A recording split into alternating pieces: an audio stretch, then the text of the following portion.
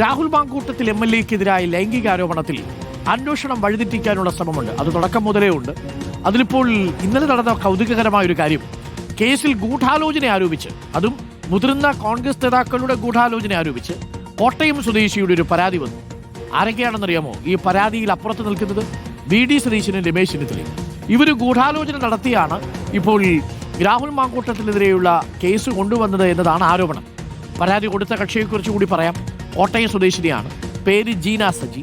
ഈ ജീന സജി തോമസിന്റെ പ്രത്യേകത, അവർ നേരത്തെ ഒരു വിസ തട്ടിപ്പ് കേസിലോ മറ്റോ പ്രതിയായതായി സംശയിക്കുന്നുണ്ട്. നമുക്കൊന്ന് റോഷിയോട് ചോദിക്കാം കൂടുതൽ വിവരങ്ങൾ.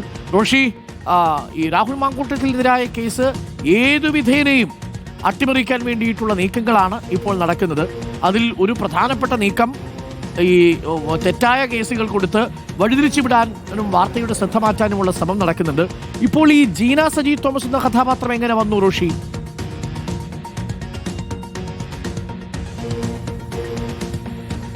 ഡോക്ടർ അരുൺകുമാർ, ഇപ്പോഴും ക്രൈംബ്രാഞ്ച് ഈ കാര്യം പരിശോധിക്കുന്നുണ്ട്. ജീന സജി തോമസ് ഉന്നയിച്ച ആരോപണം, രാഹുൽ മാങ്കൂട്ടത്തിനെതിരെ ഉയർന്ന ഈ ലൈംഗിക അതിക്രമ ആരോപണങ്ങൾ, ഇതിന് പിന്നിലൊക്കെ രാഷ്ട്രീയ ഗൂഢാലോചന ഉണ്ടെന്നാണ് ഇന്നലെ ക്രൈംബ്രാഞ്ച് നൽകിയ മൊഴിയിൽ പറയുന്നത്. പ്രതിപക്ഷ നേതാവ് VD സതീശനും കോൺഗ്രസ് വർക്കിംഗ് കമ്മിറ്റി അംഗവുമായ രമേശ് ചെന്നിത്തലയും രാഷ്ട്രീയ ഗൂഢാലോചന നടത്തി രാഹുൽ മാങ്കൂട്ടത്തിൻ്റെ രാഷ്ട്രീയ ഭാവി തകർക്കാൻ ഇരുവരും ശ്രമിച്ചു.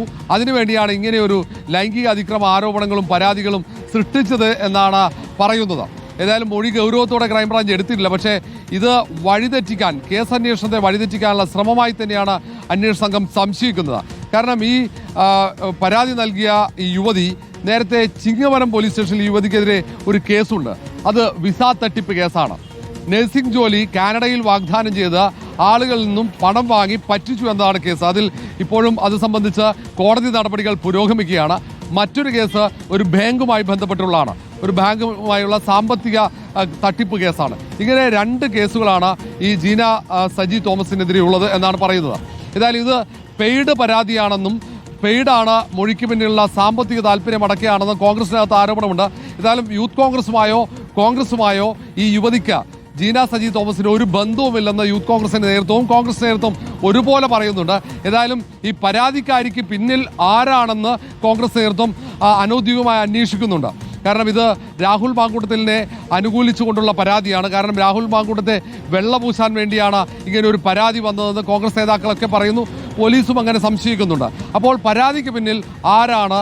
ഏതെങ്കിലും തരത്തിൽ സാമ്പത്തിക സഹായം നൽകിയാണോ, സാമ്പത്തിക താല്പര്യം മുൻനിർത്തിയാണോ ഈ ജീന സജി തോമസ് പരാതി നൽകിയത് എന്നടക്കമുള്ള പരിശോധനകളാണ് നടക്കുന്നത്. ഏതായാലും ഇന്നലെ ഇങ്ങനെ ഒരു മൊഴി നൽകിയ വാർത്ത പുറത്തു വന്നതിന് തൊട്ടു പിന്നാലെ തന്നെ കോൺഗ്രസിനകത്ത് വലിയ തരത്തിൽ ആശയക്കുഴപ്പമുണ്ടായിരുന്നു.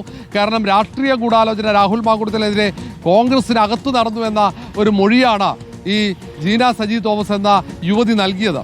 ഏതായാലും ഇത് സംബന്ധിച്ച പ്രാഥമികമായ പരിശോധനകൾ കോൺഗ്രസിനകത്ത് തുടരുകയാണ്. അരുൺകുമാർ. ഓക്കെ.